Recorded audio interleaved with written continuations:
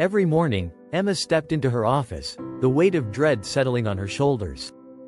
The harsh fluorescent lights buzzed above, casting a cold glow over the rows of cubicles. It wasn't the work that exhausted her, it was the people. The office had become a toxic environment, a place where constant criticism, gossip, and micromanagement were the norm. Her boss, Mr. Harris, had a way of belittling her efforts. No matter how hard she worked, it was never enough.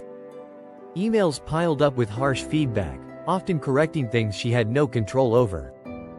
The constant barrage left Emma feeling invisible, drained, and unappreciated. Her coworkers weren't much better. They whispered behind her back, exchanging judgmental glances when she wasn't looking. One colleague would steal credit for her ideas in meetings, while another would constantly undermine her in front of the team. Every day felt like a battle for validation that she never won. Emma tried to stay quiet, to keep her head down and power through. But the weight of it all started to break her down.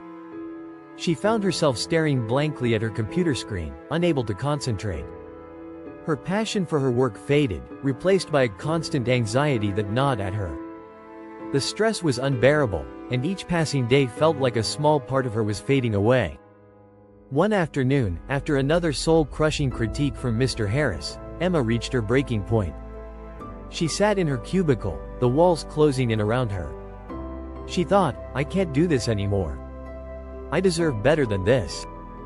For the first time in months, a spark of determination flickered in her chest. That evening, Emma made a decision. She would no longer tolerate the toxic behavior.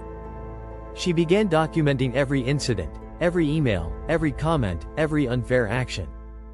The next morning, she walked into HR and spoke up. With her heart pounding, she explained the environment she was enduring and the toll it had taken on her. It wasn't easy. But slowly, things began to change. Emma's voice was heard, and her workplace began to shift.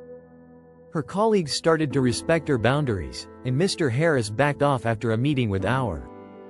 Though the path to recovery was long, Emma realized something crucial. She didn't have to endure a toxic environment to survive. Her well-being mattered more. In time, Emma found peace again, not by staying silent, but by speaking up and taking control of her own life. The office was still the same, but she was no longer its victim.